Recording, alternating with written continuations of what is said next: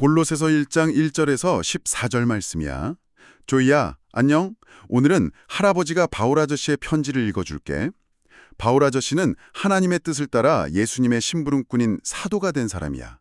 바울 아저씨와 디모데 형제가 골로새라는 도시에 살고 있는 거룩한 백성들에게 편지를 썼단다. 예수님 안에서 굳건하게 믿음을 지키는 형제들에게 은혜와 평안을 전하며 편지를 시작하고 있어. 바울 아저씨는 골로새 교회의 사람들을 위해 기도할 때마다 하나님께 정말 감사했어. 왜냐하면 그들이 예수님을 아주 잘 믿고 있고 또 다른 모든 친구들을 진심으로 사랑한다는 기쁜 소식을 들었기 때문이지. 조이야, 어떻게 그렇게 큰 사랑을 나눌 수 있었을까? 그건 바로 하늘에 차곡차곡 쌓아둔 소망이 있었기 때문이야. 이 소망은 골로새 사람들이 기쁜 소식인 진리의 말씀을 처음 들었을 때부터 마음에 품게 된 거란다. 이 복음이라는 기쁜 소식은 골로새 사람들에게 전해진 것처럼 지금 온 세상으로 퍼져나가서 예쁜 열매를 맺으며 자라고 있어. 조이가 매일 쑥쑥 자라는 것처럼 이 소식도 하나님의 은혜 안에서 크게 자라났지. 골로새 사람들은 이 귀한 말씀을 에바브라라는 선생님에게 배웠어. 에바브라는 바울 아저씨와 함께 일하는 아주 성실한 일꾼인데 골로새 사람들이 성령님 안에서 얼마나 예쁜 사랑을 가졌는지 바울 아저씨에게 전해준 고마운 사람이란다. 그 소식을 들은 날부터 바울 아저씨는 골로새 사람들을 위해 쉬지 않고 기도했어. 첫 번째 기도는 하나님께서 그들에게 신령한 지혜와 깨달음을 주셔서 하나님의 뜻이 무엇인지 아주 잘 알게 해달라는 거였지. 그래야 주님의 자녀답게 멋지게 살아가면서 착한 일의 열매를 맺고 하나님을 더 깊이 알아갈 수 있으니까 말이야. 그리고 바울 아저씨는 그들이 하나님의 영광스러운 힘을 듬뿍 받아서 어려운 일이 있어도 기쁘게 참고 견딜 수 있는 튼튼한 마음을 갖게 되기를 기도했어.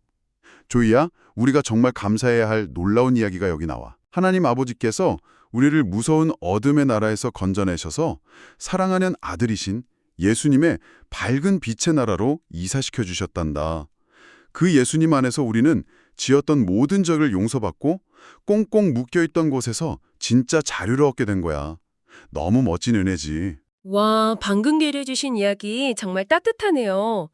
그 어린이 여러분과 부모님들, 오늘 우리가 함께 깊이 살펴볼 편지가 바로 이 골로새서인데요. 네, 맞아요. 그 바울 아저씨가 참 밝고 평화로운 목소리로 편지를 쓴 것 같잖아요. 막 빛의 나라나 기쁜 소식, 소망 이런 예쁜 단어들이 가득하니까요. 그렇죠. 그런데 사실 바울이 이 편지를 쓸 때의 상황을 알면 진짜 깜짝 놀라실 거예요. 바울은 아주 춥고 어두운 로마의 감옥에 갇혀 있었거든요. 와, 감옥이요? 와, 생각해보면 정말 대단하네요. 자기는 그 가장 어둡고 무서운 곳에 있으면서 어떻게 저렇게 빛과 기쁨이 넘치는 편지를 쓸 수 있었을까요? 그러니까요. 그게 바로 에바브라 선생님이 전해준 소식 덕분이었어요. 골로새 교회 사람들이 믿음과 사랑을 굳건히 지키고 있다는 이야기를 듣고 바울이 엄청난 힘을 얻은 거죠. 아하, 그렇군요. 특히 그 골로새라는 도시가 무역이 되게 활발했던 곳이잖아요. 그래서 막 온갖 복잡한 철학이나 세상 지식들이 엄청 섞여 있었을 텐데 말이죠. 정확해요. 그런 혼란스러운 곳에서 흔들리지 않고 순수한 믿음을 지켰다는 게 정말 대단한 일인 거죠. 여기서 바울이 아주 중요한 말을 하는데요. 오, 어떤 말이죠? 하나님이 우리를 어둠의 권세에서 건져내셨다고 해요. 이 건져내다라는 단어가 헬라어 원어로 류마이인데요. 이게 참 경이로운 단어입니다. 리오마이요? 그게 정확히 어떤 뜻을 가지고 있나요? 이건 단순히 뭐랄까 가다가 넘어질 뻔한 걸 살짝 잡아주는 그런 도움이 아니에요. 아주 위험하고 치명적인 곳에서 오직 강력한 힘으로만 확 끄집어내서 구출할 수 있는 그런 절박한 상황을 뜻하거든요. 아, 마치 깊고 캄캄한 구덩이에 빠진 아이를 힘센 아빠가 번쩍 들어 올려 밝고 따뜻한 집으로 데려가는 것과 같군요. 와, 번쩍 들어 올려 구출해 주시다니 정말 든든하네요. 맞아요. 바로 그거예요. 그리고 그 구출 과정에서 우리가 꼭 기억해야 할 놀라운 단어가 하나 더 있는데 바로 속량이라는 개념입니다.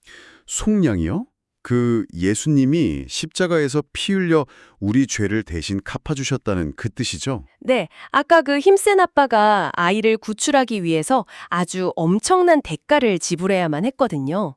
1세기 당시 로마 시대에는 노예가 자유를 얻으려면 누군가 그 몸값을 대신 내줘야 했어요. 아, 그러니까 바울은 그 몸값을 지불하고 자유를 사서 풀어주는 행위를 속량이라고 표현한 거군요. 그렇죠. 예수님께서 자신의 생명이라는 가장 비싸고 귀한 값을 치르시고 캄캄한 어둠에 묶여있던 우리를 직접 사서 빛의 자녀로 만들어주신 거예요. 와, 진짜 감동적이네요.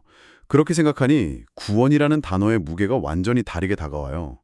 그런데 사실 빛의 나라로 구조되었다고 해서 하루아침에 모든 게 짜잔하고 완벽해지는 건 아니잖아요. 그럼요. 매일 어둠 속에서 하던 나쁜 습관이라든가 또 친구를 미워하는 마음 같은 찌꺼기들이 남아있기 마련이죠. 맞아요. 그걸 쓰레기통에 휙 버리는 게 현실에서는 참 쉽지 않거든요. 그래서 바울 아저씨가 매일 하나님의 영광스러운 힘을 받아서 튼튼한 마음을 가지라고 기도했나 봐요. 네, 우리 스스로의 힘으로는 힘드니까요. 매일 성경을 읽고 하나님의 뜻을 구하면서 그 나쁜 습관들을 버려나가는 결단이 필요한 거죠. 그렇군요. 그리고 나 혼자만 그 빛의 나라에 있는 게 아니라 이 기쁜 소식을 내 주변 친구들에게도 전해주는 작고 성실한 꼬마 에바브라가 되어보는 것도 참 멋진 결단이겠어요? 정말 좋은 생각이네요.